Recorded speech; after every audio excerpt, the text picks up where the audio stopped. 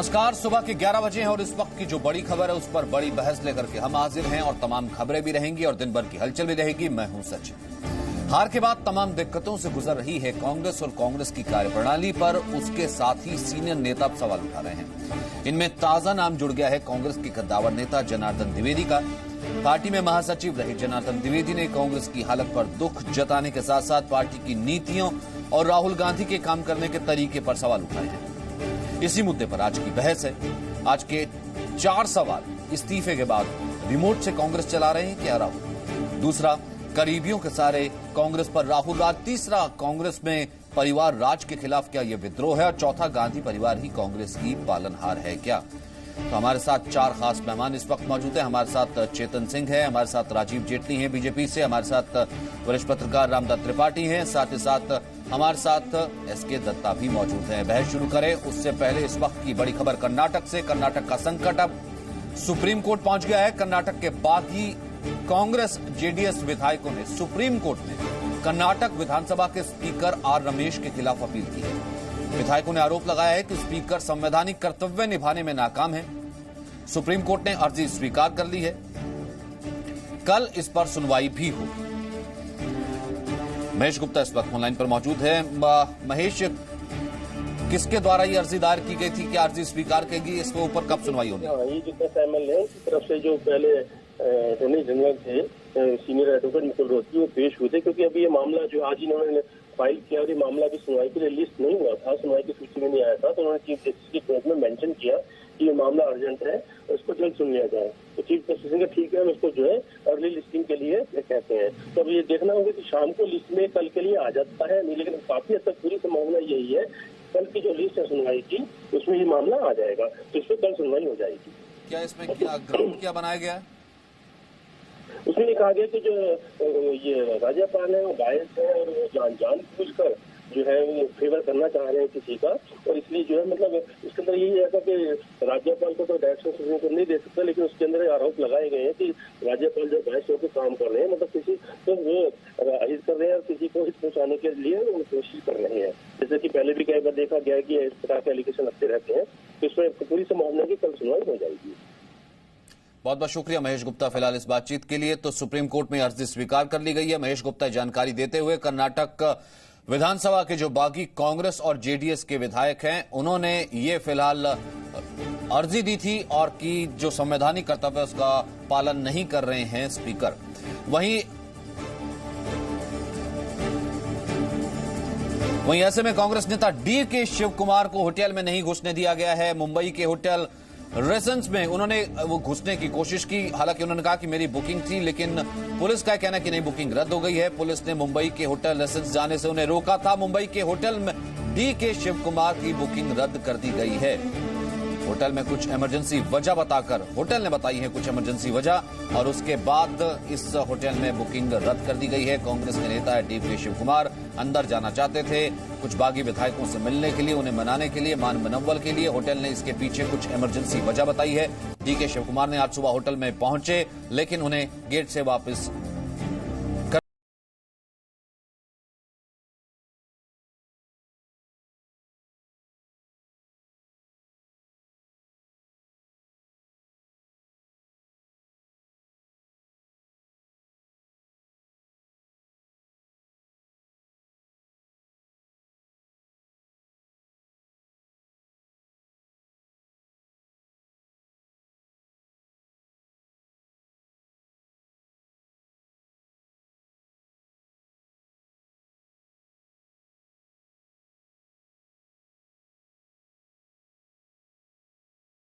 बागी विधायकों से नहीं मिल पाए हैं डी के शिव कुमार, आज पहुंचे थे।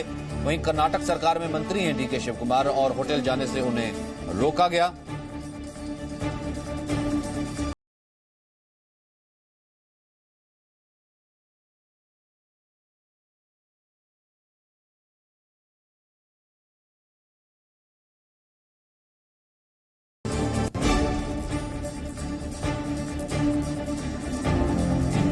तो आज बीजेपी का भी प्रदर्शन है विधानसभा के बाहर की जिस तरीके से फिलहाल स्पीकर जो है वो लगातार वक्त देते जा रहे हैं, या फिर स्पीकर जो है क्योंकि सरकार का स्पीकर है वो मान नहीं रहे हैं। तो ये आपने तमाम सिनेरियो देखे। शुरुआत चर्चा की करते हैं चेतन। हालांकि मैं यहां पर कांग्रेस को लेकर के चर्चा करने की शुरुआत कर रहा हूं, क्योंकि जनार्दन द्विवेदी कह रहे हैं कि देखिए किसके हाथ में कमान है साहब, पहले पता नहीं, 1 महीने तक यहां बिना अध्यक्ष के पार्टी रहती है, फिर उसके बाद अब वर्किंग कमेटी की बैठक बुलाई जानी चाहिए थी, किसी को कोई सुधि नहीं है, कोई लेना देना ही नहीं है। सेम चीज करण सिंह कह रहे हैं और उससे पहले भी तमाम नेता कह रहे हैं। और कर्नाटक का संकट तो आपके सामने ही है, वो जो चल ही रहा है। तो मान लिया जाए कि क्या कांग्रेस ने या फिर कांग्रेस के पूर्व अध्यक्ष ने यह मान लिया है कि इस पार्टी का औचित्य अब खत्म हो गया, ये पार्टी अब सर्वाइव ही नहीं कर सकती? नहीं, देखिए, सबसे पहली बात है, ये जो द्विवेदी साहब का ये जो इनका जो स्टेटमेंट आया है उसका गलत अर्थ निकाला जा रहा है।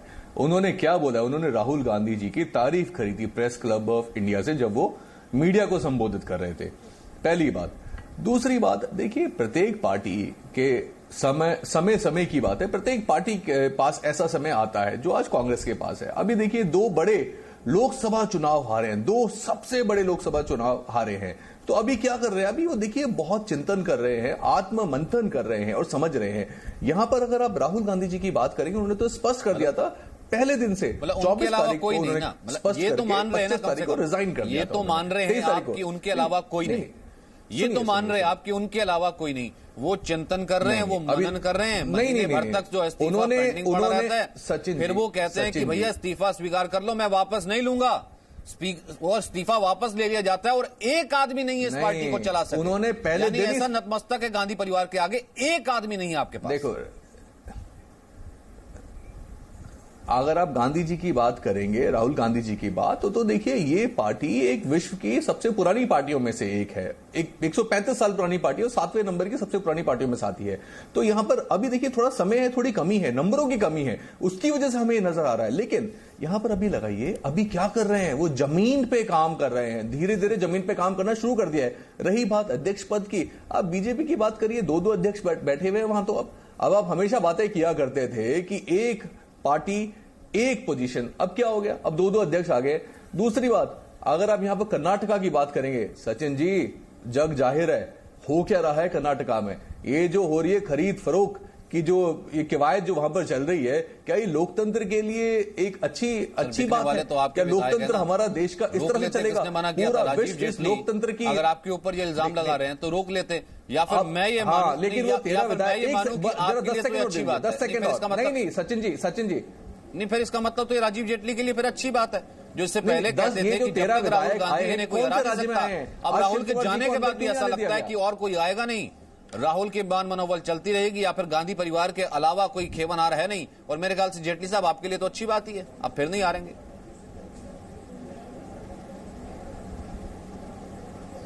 देखिए, पहली बात यह है कि कांग्रेस का आंतरिक मामला है, किसे अध्यक्ष बनाते हैं, किसे नहीं बनाते हैं, राहुल गांधी जी को अध्यक्ष रखते हैं, नहीं रखते हैं, गांधी परिवार से बाहर निकलेंगे या नहीं निकलेंगे। अब ये डिपेंड करता है कि आगे आने वाले जो जिस तरीके से जो चल रहा है, जो माहौल आपका, डॉक्टर करण सिंह देख लीजिए, जनार्दन द्विवेदी जी देख लीजिए। अब मेरे को लगता है कि पार्टी के अंदर ही लोगों की उत्सुकता बढ़ती चली जा रही है कि ये जो लंबे टाइम से नाटक चल रहा है, ड्रामा चल रहा है, सेक्रीफाइसेस का दौर चल रहा है, उधर ज्योतिरादित्य सिंधिया अपना इस्तीफा दे रहे हैं, उसके बाद महाराष्ट्र के विधायक इस्तीफा दे रहे हैं, ये इस्तीफों का दौर शुरू हो गया है। इसका सीधा मतलब है कि वो दिखाना चाह रहे हैं कि अगर मैं इस्तीफा दूं तो मेरा सेक्रीफाइस सबसे बड़ा है, मतलब मुझे चुन लिया जाना चाहिए अध्यक्ष के तौर पे। लेकिन राहुल गांधी जी की भी मजबूरी है कि जो उन्होंने अपना इस्तीफा दिया है, वो इस्तीफा कहीं पार्टी से अलग हटने के लिए नहीं देना, वो सिंपैथी लेने के लिए दिया जा रहा है। अगर सिंपैथी लेने के लिए नहीं दिया जा रहा होता तो शायद अब तक इनका अध्यक्ष निर्धारित हो गया होता। अब तो कांग्रेस के अंदर से ही आवाज आनी शुरू हो गई है कि डॉक्टर करण सिंह क्या कह रहे हैं, जनार्दन द्विवेदी क्या कह रहे हैं, वो यही तो कह रहे हैं कि 1 महीना बर्बाद कर दिया आपने। अगर कोई निर्णय लेना था तो ले लेना चाहिए था, फिर भी उनका आंतरिक मसला है। लेकिन ये बात बिल्कुल स्पष्ट है कि कांग्रेस पार्टी गांधी परिवार से अलग हटके नहीं चल सकती है। गांधी परिवार से अलग हटकर पहले भी कभी नहीं चली। जितने भी अध्यक्ष पहले बने थे इनके, उनका क्या हालत हुई, क्या हाल हुआ उनका, आज इनकी लिस्ट में उनका नाम भी नहीं होता। तो क्या आपको लगता है कि जिन लोगों को बुरे वक्त पे, जब कांग्रेस पार्टी खात्मे की ओर थी, उस वक्त पे अगर कांग्रेस का अध्यक्ष बनाया गया था, उनका अगर लिस्ट से नाम गायब कर दिया गया, तो क्या आपको लगता है कि आने वाले वक्त में कोई भी व्यक्ति जिसको ये चार्ज दिया जाएगा या नहीं दिया जाएगा, वो इनकी तालिका में गिना जाएगा? कहीं पर भी नहीं गिना जाएगा। क्योंकि नेहरू जी ने भी आप देखिए सबसे पहले, फिर इसका मतलब ये हुआ ना, कांग्रेस पार्टी पूरी तरह से गांधी परिवार के अधीन हो चुकी है, लेकिन जब नहीं थी, मतलब तो जब फिर नहीं ये थी, हुआ तब भी नेहरू जी ने। जेटली जी, इसका मतलब तो फिर ये हुआ रामदत्त त्रिपाठी जी, क्योंकि आपका अनुभव काफी बड़ा है। इसका नहीं, इसका मतलब आप इसका जवाब दीजिएगा। इसका मतलब कहीं ना कहीं सीधा ये हुआ, जो कि तमाम राजनीतिक पंडित निकाल भी रहे थे, कि यहां पर एक तो या तो आपके पास कोई यहां पर और कोई इतना टैलेंटेड, ये यूं कहें कि इतना कुछ चलाने के लिए नहीं है, या फिर आपको इस बात का अंदेशा है कि गांधी परिवार के अलावा किसी भी आदमी को, भले वो वरिष्ठ हो या फिर कोई युवा हो, अगर कमान सौंपी जाए पार्टी टूट जाएगी सर, पार्टी में बगावत हो जाएगी। और शायद यही इस वक्त का अंदेशा है रामदत्त त्रिपाठी जी।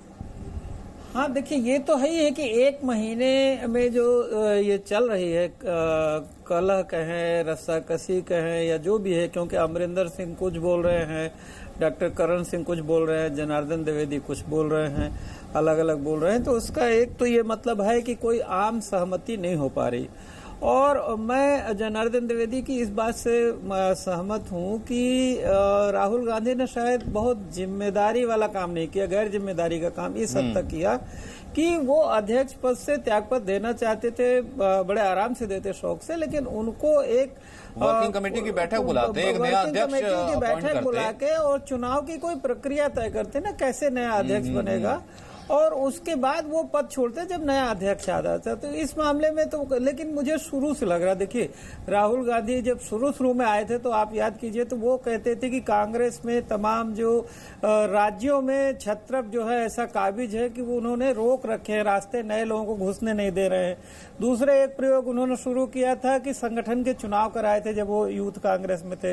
एक्चुअली लग यही रहा है कि ये जो अलग अलग राज्यों में बड़े छत्रप हैं, ये चाहते नहीं है कि नया खून आए, नया जोश आए अपने लिए, तो वो एक चाहते हैं कि भाई केंद्र में राहुल गांधी बने रहे और राज्यों में हम लोग बने रहे। इसका एक दूसरी चीज भी तो है ना कि या तो छत्रप नहीं चाहते हैं, या छत्रप नहीं चाहते हैं, या फिर एसके दत्ता यहाँ पर कहीं ना कहीं जो मां है वो नहीं चाहती हैं, या फिर महत्वाकांक्षा इतनी ज्यादा बड़ी है कि वो चाहती नहीं है कि जो पुत्र मोह में या पुत्र के अलावा कोई और इस सीट पर आए। अगर कोई और उस सीट पर आया जो कि कम से कम गांधी सरनेम के अलावा हो सकता है कि उसके ऊपर ज्यादा टैलेंट हो, जिसमें ज्योतिरादित्य सिंधिया है, सचिन पायलट है, जनार्दन द्विवेदी बैठे थे, अमरिंदर सिंह है, तमाम लोग हैं, वो शायद फिर गांधी परिवार में कहीं ना कहीं अब राहुल गांधी की कांग्रेस में जगह ही ना रही। बस एक सेकंड, किसी ने इस्तीफा मांगा तो था नहीं राहुल गांधी से, उन्होंने स्वेच्छा से दिया। स्वेच्छा से दिया था, तो फिर या तो है ना कि या तो कांग्रेस की अध्यक्षता है वो, इससे पहले सोनिया गांधी तो लगातार रही नहीं है, इससे पहले सोनिया गांधी रही है। मुझे तो लगता है कि राहुल गांधी अपने को मिसफिट पा रहे हैं, कांग्रेस की जो स्थिति है उसमें। फिर ये महत्वाकांक्षा की लड़ाई भी तो हो सकती है इसके दत्ता,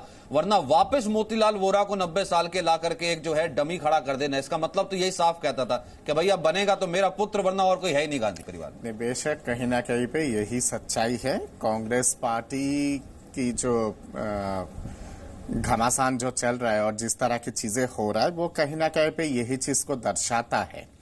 मैं समझता हूं कि गांधी नेहरू फैमिली जो है, सोनिया गांधी और राहुल गांधी और ये नेहरू गांधी खानदान, ये कहीं ना कहीं पे कांग्रेस पार्टी के लिए अभिशाप भी है और उसके साथ साथ आशीर्वाद भी है। आशीर्वाद इसलिए क्योंकि बाकी जितने सारे नेता हैं जिनके एक लार्जर देन लाइफ एस्पिरेशंस है, उन लोगों को कहीं ना कहीं पे टोन डाउन करने के एक क्षमता है इस परिवार के अंदर। और अभिशाप इसलिए है क्योंकि दूसरा कोई पनप ही नहीं सकता है, और लगातार चुनाव हारने के बाद भी यही है जो माई बाप है। आज के डेट में मैं समझता हूं कि गांधी नेहरू फैमिली कहीं ना कहीं पे कांग्रेस पार्टी को अपना एक पुश्तैनी जागीरदारी के हिसाब से समझती है, या फिर कांग्रेस पार्टी को कहीं ना कहीं पे एक प्राइवेट लिमिटेड कंपनी की तरह इस्तेमाल करना चाहती है। और इसके पीछे कारण है, कारण ये है कि पहला तो है कि राहुल गांधी का नौटंकी, इस्तीफा दिया, मंजूर नहीं हुआ, फिर बोला नहीं आएंगे, लेंगे वापस, ये लगभग आपके 1 महीना 40 दिन तक चला ये चीज। अगर सिंसियरली अगर इस्तीफा देने की मंशा अगर उनकी होती तो पहले दिन ही देते, वर्किंग कमेटी को बुलाते, नया अध्यक्ष का चुनाव करवाते और फिर अपना त्याग पत्र देते। चेतन सिंह इसी का जवाब दीजिएगा, जो कि एसके दत्ता ने इंपॉर्टेंट पॉइंट उठाया और इसको रामदत्त त्रिपाठी ने भी एलाबोरेट किया था। या फिर कहीं ना कहीं राहुल गांधी इसे कहीं ना कहीं प्राइवेट लिमिटेड कंपनी समझते हैं कि सिर्फ प्रोप्राइटरशिप उन्हीं के पास है, कि मैं नहीं तो ठीक है, फिर पार्टी भले भाड़ में जाए, मैंने दे दिया इस्तीफा, अब आप जानिए, आपका काम जानिए, कर्नाटक में जो हो रहा है वो होता रहे, लेकिन मैं तो चला अमेठी, मैं तो चला कहीं और, उनको जैसे कोई फर्क ही नहीं पड़ता है। इसका जवाब दे दीजिए, क्योंकि अगर कोई बीमारी होती है, अगर कहीं ना कहीं कुछ होता है, अगर सर्जरी की रिक्वायरमेंट होती है, तो वो कहीं ना कहीं कांग्रेस ही सोचेगी ना सर। एक छोटा सा ब्रेक, वापस एक बार फिर से रुक करते हैं कर्नाटक संकट का। कर्नाटक में राजनीतिक संकट किस तरफ गया हुआ है, हम आपको बताएं कि बीजेपी इस वक्त धरना दे रही है। बीजेपी विधायक धरना दे रहे हैं कर्नाटक विधानसभा के बाहर। बीजेपी विधायकों का कहना है कि जो स्पीकर हैं वो अपना संवैधानिक कर्तव्य है वो नहीं निभा रहे हैं। बागी विधायक पहुंचे थे, उन्होंने अपना इस्तीफा दे दिया था, लेकिन वो मंजूर नहीं किया गया या फिर वो शो अप नहीं किया गया। हालांकि इसको लेकर क्या सुप्रीम कोर्ट में भी याचिका दायर की गई है, जो कि एक्सेप्ट होगी, जिस पर सुनवाई अब देखना है कि कल वो लिस्ट होती है या फिर कल शाम या परसों तक वो लिस्ट होती है। और इस बीच ये बीजेपी विधायक हैं, दूसरी तरफ जो बागी विधायक हैं कांग्रेस के, जो कांग्रेस के बागी विधायक हैं वो भी इस वक्त मुंबई के होटल में ही मौजूद हैं। डीके शिव कुमार पहुंचे थे, उनसे मिलने नहीं दिया गया। जयपाल शर्मा हमारे साथ मौजूद हैं। जयपाल, बीजेपी विधायकों को हम ये देख पा रहे हैं धरना देते हुए, क्या कुछ बीजेपी विधायकों की मांग है? बीजेपी के विधायक दल क्या कह रहा है?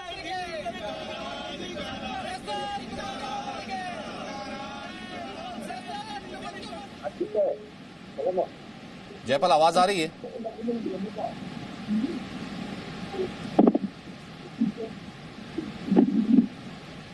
लगता है जयपाल तक आवाज नहीं पहुंची है। इस बीच बीजेपी ये कह रही है कि देखिए हमारा इसमें कोई हाथ नहीं है।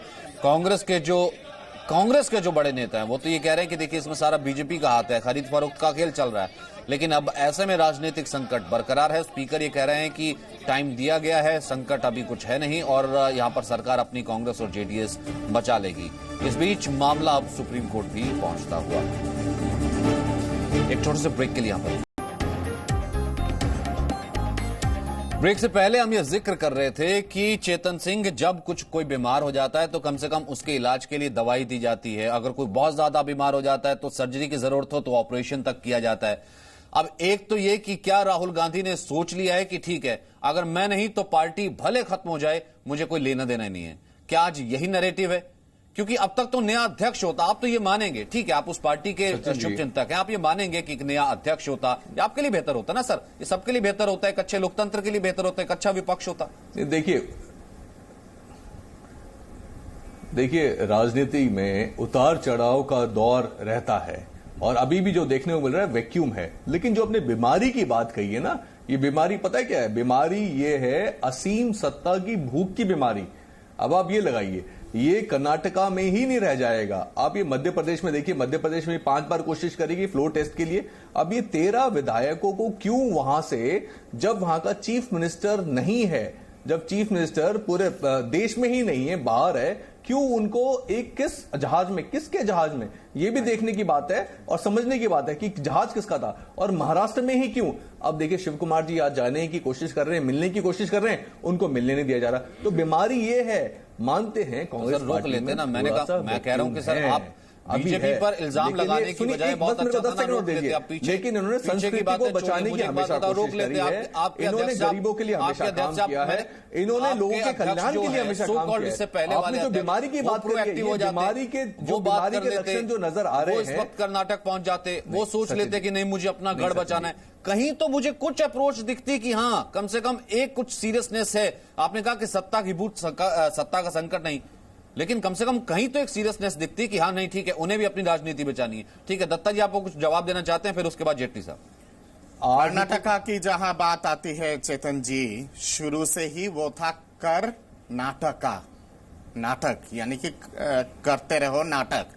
साप नेवला की समीकरण और साप नेवला की अलायंस पहले दिन से। राहुल गांधी याद कीजिए क्या बोलते थे जब कर्नाटका चुनाव के कैंपेनिंग के दौरान जाते थे, कहते थे कि जनता दल सेकुलर जो है वो आरएसएस की बी टीम है, भाजपा की बी टीम है। ऐसा कौन सा वो चीज था, ऐसा कौन सा अनमोल हीरा था जिसके चलते वो आरएसएस के बी टीम के साथ जाके सरकार बना ली है? ऐसा कौन सा वजह था?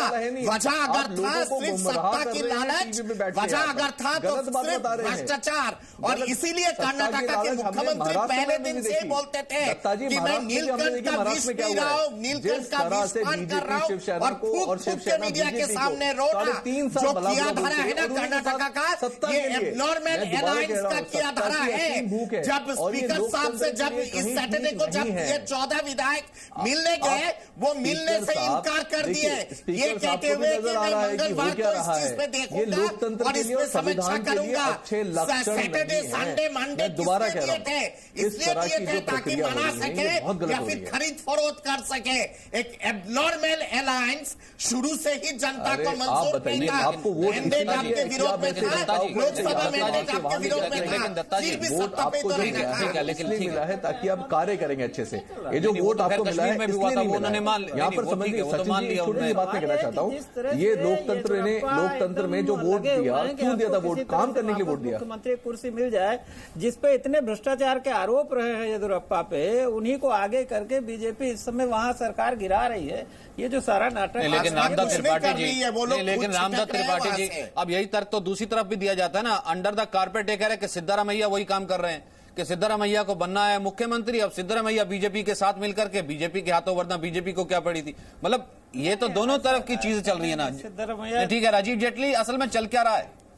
सचिन जी, सिद्धारामैया और मेरा एक और मेरा, ठीक है मैं सिद्धारामैया की भी बात कर लूंगा, अननेचुरल लाइन से सबकी बात भी कर लूंगा, लेकिन चेतन ये कब तक नकारिएगा, ये कब तक जनता को झुठलाइएगा, और खासतौर से कर्नाटक की जनता और उन नेताओं को भी कि भैया इन सब संकट में भागेंगे ना, आपके जो सिपा सालार है वो तो भागेंगे ना, क्योंकि सेनापति भाग गया राजीव जेटली। देखिए, पहली बात यह है कि सिद्धारमैया नहीं, आप देखिए अलग अलग, आप डीके शिव कुमार जो कर्नाटका के अंदर सोशल मीडिया में अपने आप को मुख्यमंत्री प्रोजेक्ट कर रहे हैं, रामलिंगन रेड्डी वो अलग से मुख्यमंत्री प्रोजेक्ट कर रहे हैं। मुझे लगता है सबने ठेका ले लिया है, और जो असल में विधायक हैं, सब लोगों की महत्वाकांक्षा है कि वो कहीं ना कहीं मंत्री या कहीं ना कहीं मुख्यमंत्री बने।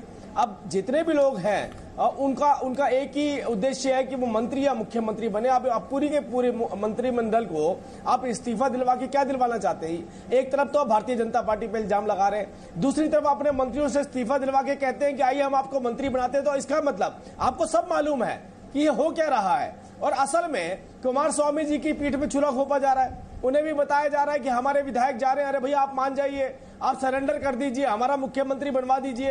अगर हमारा मुख्यमंत्री बनवाएंगे तो हो सकता है कि आपके साथ हमारी अलायंस में सरकार चलती चली जाए। अरे इशू ये है कि जो कांग्रेस की प्रथा रही है, पुराना इतिहास रहा है, धोखा देना अपने अलायंस को, हर राज्य के अंदर धोखा देना अपने अलायंस को, उसी की एक अगली कड़ी है ये। अब ये जो नाटक खेला जा रहा है, राहुल गांधी जी नजर नहीं आ रहे इसमें। आप ये देखिए, राहुल गांधी जी नजर नहीं आ रहे, केवल जो मुख्यमंत्री के दावेदार हैं उन्होंने अपने ऊपर दायित्व ले लिया है कि मैं विधायकों को बना के लाऊंगा। समझिए, कैसे आंख गड़ाए बैठे हैं, कैसे होगा। और आप किसी भी नेता की कर्नाटका में बात करेंगे तो आप ये लगाइए, येदियुरप्पा जी का जो क्रिमिनल रिकॉर्ड है, सबसे ज्यादा उन्हीं का क्रिमिनल रिकॉर्ड यहां पर सबसे ज्यादा है। दूसरी बात, बीजेपी पूरी कोशिश कर रही है कि साउथ में अपने पैर और पसारे। वाजपेयी जी भी कहते थे, वाजपेयी जी भी कहते थे कि अगर अभी हाल ही में जो वहां का स्टील प्लांट को जो जमीन दे दिया गया है ना, जो लीज में राहुल गांधी वहीं से विवाद शुरू हुआ था, जो बेच दिया गया है यहाँ पर राहुल गांधी की आ रही है। इतनी बड़ी, आप ये देखिए वो चर्चा से भटकाने के लिए कर्नाटका में चले गए। सब जानते हैं कि सच्चाई क्या है, विवाद वहां से शुरू हुआ ना। आप लोगों के जो एक बहुत ही करीबी है, जिनका वहां पे स्टील प्लांट है और बहुत बड़ा स्टेक है वहां पे, उनको जो लीज में दिया गया था 33 साल के लीज में जमीन, उसको मार्केट रेट के हिसाब से कम 1/3 कम रकम पे उसको वो किया गया, 1/10 के हिसाब से, प्राइस के हिसाब से वो जमीन को बेच दिया गया है उस स्टील प्लांट के लिए। वहां से विवाद शुरू हुआ। जब ये तमाम एमएलए उन सब चीजों को लेकर प्रोटेस्ट किए, उनकी सुनवाई नहीं हुई, तो फिर वहां से विवाद शुरू हुआ ना। आप अपने गिरबान में झांक के देखिए, सेना और आपने जो बातें करी उसके ऊपर ही आप लोग कुछ बजट पे पहले दिन से जिनका मुख्यमंत्री क्या हालत आ रही है सामने। कोई ऐसी स्टेज नहीं है जब मुख्यमंत्री बैठ करके रोता है कि देखिए मुझे जहर का घूंट पीना पड़ा, खून के आंसू में रो रहा हूं, मुझे कांग्रेस ने ये रुला दिया। वो सबको मालूम है कि यहाँ क्या कुछ चल रहा है। और अब भी कैटेगोरिकली बयान था कि देवेगौड़ा के परिवार को कांग्रेस हटाना चाहती। सर, कैटेगोरी आपके कांग्रेस के नेताओं का बयान बयान थे, देवेगौड़ा के परिवार को कांग्रेस हटाना चाहती है और उस तरफ जेडीएस की तरफ से भी बयान थे, इस कारण से है वो ये सब ड्रामा कर रही है। पर मेरा मतलब ये है वीके रामदास त्रिपाठी जी, ये तो कर्नाटक का एक संकट है ना, इससे बड़ा संकट क्या हो सकता है सर? वो पार्टी जिसने 60 साल राज किया, जिसकी हम यहां पर नजीर देते नहीं थकते, वो 50-52 पर सिमटी हुई है, विपक्ष का पद नहीं है, पहली सीट में उसका अध्यक्ष बैठेगा नहीं, वो खुद बिना कांग्रेस वर्किंग कमेटी की बैठक बुलाए चला जाता है, दूसरे अध्यक्ष का भी अता पता नहीं है, 90 साल का एक जिसे कहते हैं कि एक अलाइनमेंट सा करके एक सिर्फ एक प्रोसीजर बना करके चला गया। सर वो कैसे पार्टी के लिए माना जाए सीरियस है? नहीं देखिए, जहां तक कर्नाटक वाली बात है वो तो देखिए एक सारे पॉलिटिकल पार्टीज के लिए, खासकर यंग जनरेशन के लिए वो बहुत ही निराशाजनक है। जो भी सारी पार्टियों को मिला के इस तरह का जो वहां व्यवहार चल रहा है, जो इस तरह का चल रहा है दंगल। जहां तक बात कांग्रेस की है, निश्चित रूप से देखिए कांग्रेस अपने रास्ते से भटक गई है, उसका पर्पज ही नहीं क्लियर है कि भाई वो किस लिए है। उसका जो मेन एम था वो हट गई लिबरलाइजेशन के बाद, तो पॉलिसी लेवल पे कोई बहुत फर्क नहीं है। कांग्रेस के पास चुनाव मशीनरी के अलावा कोई संगठन नहीं है जैसे कि बीजेपी के पास है। तो मुझे लगता है और धीरे धीरे कहीं न कहीं से वो जनता का विश्वास जिस तरह खोते जा रहे हैं, तो कहीं न कहीं लैक ऑफ कॉन्फिडेंस मुझे लग रहा है सारे लीडर्स में भी है। और इससे उबरने का रास्ता यही है कि पार्टी में डेमोक्रेटिक ढंग से नीचे से ऊपर तक चुनाव हो और फिर एक नए सिरे से वो परिभाषित करें। क्योंकि देखिए देश को तो एक जरूरत है मध्यम मार्गी पार्टी की, कांग्रेस नहीं आएगी तो कोई और आएगा, लेकिन देश को जरूरत है एक मध्यम मार्गी पार्टी की जो सबको साथ लेके चले, और कांग्रेस उसमें विफल हो रही है, कहने की मतलब ये है। और मुझे लगता है इसीलिए तमाम देखिए क्षेत्रीय दल नॉन कांग्रेस नॉन बीजेपी पनपे हैं, और वो हैं भी। कांग्रेस उस वैक्यूम को पूरा नहीं कर पा रही राष्ट्रीय स्तर पर, और वो तभी संभव होगा जब डेमोक्रेटिक ढंग से चले और जो उसके पुराने उसूल रहे हैं गांधीयन नेहरूवन उस पे कायम हो। तो चेतन, ये तो फिर ये अगर देखा जाए तो ये एरोगेंस नहीं है तो और क्या है, ये ईगो नहीं है तो और क्या है कि मैं ही कांग्रेस पार्टी हूं, अगर मेरा कुछ नहीं बना तो भले भाड़ में जाए कांग्रेस पार्टी। 1 महीना हो गया, नहीं कोई दूसरा अध्यक्ष बनता ना बने, मतलब जिसको बनाती बना दें, मैं तो चला। सचिन जी आप मुझे बताइए, मैं आपसे बस एक छोटा सा सवाल पूछना चाहता हूं और मैं खुद अपने आप को भी समझना चाहता हूं और पूरे मुझे लगता है पूरे दर्शक जी न्यूज़ को समझना चाहते हैं, क्यों एक पार्टी इतने बड़े जनमत के साथ आने के बाद में एक व्यक्ति और एक पार्टी के ऊपर जो अपोजिशन में है उसके ऊपर क्यों इतना ज्यादा आरोप प्रत्यारोप, जो चुनाव चले गए फिर भी लगे पड़े, उसी से सवाल पूछे जाते हैं, उसी को टारगेट किया जाता है, क्यों किया जाता है? वो पार्टी जनार्दन द्विवेदी हूं मैं क्या? काम किया, मैं अमरिंदर सिंह को बनाने में इतनी सर, मैं जनार्दन द्विवेदी लगता हूं आपको जो आप मुझसे सवाल पूछ रहे हैं, या मैं अमरिंदर सिंह आपको लगता हूं यहां पर बैठा हुआ, या फिर मैं आपको लगता हूं कांग्रेस के और जो दूसरे नेता जो सवाल पूछ रहे हैं, या मैं कांग्रेस के उन 150 लोगों में से एक लगता हूं जिन्होंने इस्तीफा दे दिया, जिन्हें लगा कि कम से कम इतनी मॉरल रिस्पॉन्सिबिलिटी तो बनती है कि साहब की बेड़ा गर्क हो गया पार्टी का। मैं थोड़ा ना कह रहा हूं, वो ये कह रहे हैं कि ये देखिए कांग्रेस का ये एरोगेंस नहीं है क्या? उस वक्त आपने ऑर्डिनेंस फाड़ दिया था बिना किसी संवैधानिक बात नहीं होते हुए, आज आप ये चाह रहे हैं कि पार्टी भाड़ में जाए, मैं चला जाता हूं। 2 सीटों में समझ के रह गई थी। देखिए भाड़ वाड़ वाली बात नहीं है यहां पर, और इन शब्दों का थोड़ा सा प्रयोग भी नहीं करना चाहिए। आप बड़ी अच्छी पत्रकारिता करते हैं। देखिए 84 भी हमारे सामने एक प्रमाण है, 84 में बीजेपी को सिर्फ 2 सीटें रह गई थी, 79 में वो दोबारा बाउंस बैक कर गए थे। तो देखिए यहां पर समय उतार चढ़ाव का दौर लगा रहता है, लेकिन यहां पर अपनी खुद की महत्वाकांक्षा, अपनी खुद की मंशा बहुत ज्यादा बहुत महत्वपूर्ण होती है। जैसे जो रूलिंग पार्टी है, जो सत्ताधारी दल है बीजेपी, अब वो क्या कर रहा है एक के बाद एक, भाई कांग्रेस 5 राज्यों में है और एक पौंडीचेरी में है, तो क्या आवश्यकता पड़ गई है? देखिए मैं तो ये लोकतंत्र में क्या होता है, लोकतंत्र में हम सब मिलके एक साथ चले। तो सर राजनीति का अल्टीमेट एम तो कम से कम नजर आ रहा है कि एक राज्य में कर्नाटक में यहां पर बैठे नहीं है, तो उसमें सपोर्ट करे। दूध के धुले हुए हैं राजीव जेटली, नहीं राजनीति करने बैठे हैं, ठीक है ना, राजनीति करने बैठे हैं तो ठीक है, या तो कहिए कि ठीक है मैं संन्यास ले लेता हूं, एक्टिव राजनीति से संन्यास, और कल को कोई राहुल गांधी का नाम ही नहीं लेगा। क्या ये लोकतंत्र के लिए अच्छा रहेगा? मैं कह रहा हूं कल को कोई राहुल गांधी का नाम ही नहीं लेगा। अगर आपको लग रहा है कि एक आदमी इतना पहुंच गया है कि वो बार-बार चुनाव करता रहे, मैं तो कह रहा हूं अच्छा चले जाए मेडिटेशन। खुद इस चैनल पे अच्छा लगेगा कि आप देखेंगे कर्नाटक जो एक आईटी हब है, हमारा सिलिकॉन वैली कहते हैं, मैं ये कह रहा हूं जैसे पहले गए थे राजीव जेटली वो मेडिटेशन करने, क्यों इस तरह की स्थिति से जाना पड़ेगा तो थाईलैंड जाते हैं मेडिटेशन करने, बैंकॉक एक बार फिर चले गए थे। मैं तो सुझाव दूंगा कि इस बार पटाया चला जाए मेडिटेशन के लिए, और 40 दिन 50 दिन तक मेडिटेशन करे। वैसे भी मैक्सिमम समय पे जब सदन चलता है गाये भी रहते हैं, तो फिर मेडिटेशन जब सदन चल रहा है उस समय भी जाके कर ले। यहां पे महत्वपूर्ण बात यहां पे ये है कि उस परिवार का एरोगेंस अगर नहीं है, यूपी के परिपक्ष में ज्योतिरादित्य सिंधिया जो वेस्टर्न यूपी के इंचार्ज थे, उन्होंने त्यागपत्र दे दिया है नैतिक आधार पे जिम्मेदारी लेते हुए, क्योंकि परफॉर्मेंस दे नहीं पाए पार्टी के लिए। प्रियंका वाड्रा क्यों नहीं दे रही है त्यागपत्र? ईस्टर्न यूपी के तो इंचार्ज वो भी थी ना। और जैसे ज्योतिरादित्य सिंधिया का इंचार्ज में जिस तरह से गंदा हार हुआ है कांग्रेस पार्टी का वेस्टर्न यूपी पे, उसी तरह से तो ईस्टर्न यूपी पे प्रियंका वाड्रा के इंचार्ज पे भी इतना दुर्दशा हुआ है, गंदा हार हुआ है। एक भी सीट जिता नहीं पाए प्रियंका वाड्रा।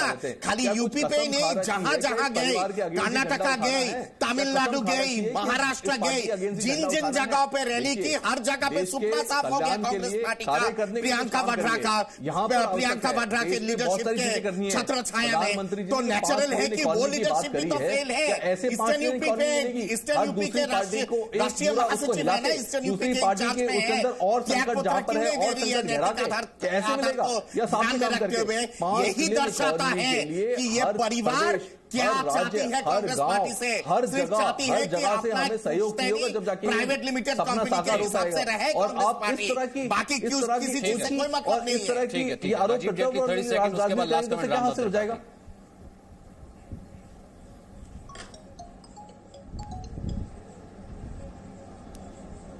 राजीव जेटली।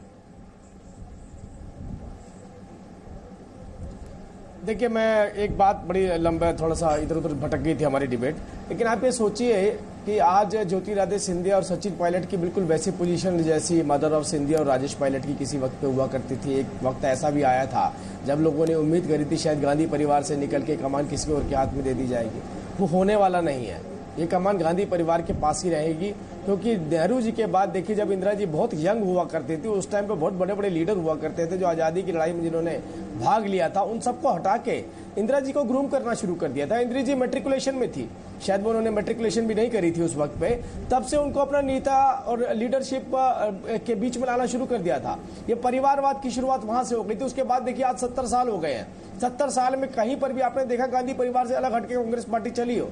ये मुमकिन नहीं है कांग्रेस पार्टी के लिए, बावजूद उसके कि उसके अपने नेता महत्वाकांक्षा पाले हुए हैं कि हाँ उनका भी नंबर लग सकता है, वो भी आ सकते हैं। लेकिन जब इतिहास में जाके देखें तो आपको कहीं पर भी ऐसा नजर नहीं आएगा। कुछ जरूर एक बार कहते हैं ग्राफ के अंदर फ्लक्चुएशन जरूर होती है कभी कभी, लेकिन वो फ्लक्चुएशन को भी समाप्त कर दिया जाता है, बिल्कुल स्ट्रेट कर दी जाती है लाइन, तो पता भी नहीं चलता बीच में कहीं से उतार चढ़ाव भी आया। क्योंकि 5 साल तक तो सर ये सरकार है, प्रचंड बहुमत से है। देखिए ये जरूरी नहीं है कि जो पार्टी का अध्यक्ष और सर्वोच्च नेता एक ही व्यक्ति हो। हमेशा रहा है, बीजेपी में भी रहा है कि नेता कोई और होता है, वाजपेयी जी होते हैं और अध्यक्ष वेंकैया नायडू या कोई और होते हैं।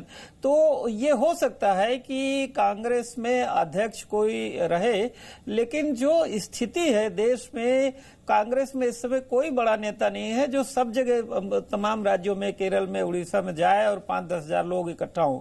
तो उसके लिए तो मुझे लगता है नेहरू परिवार पर अभी इनको आश्रित रहना पड़ेगा लीडरशिप के लिए। लेकिन अध्यक्ष जरूर कोई मुझे लगता है कि कंसेंसस से चुना जाएगा। जी बहुत बहुत शुक्रिया। फिलहाल आप सभी का, मेरे पास वक्त इतना ही था।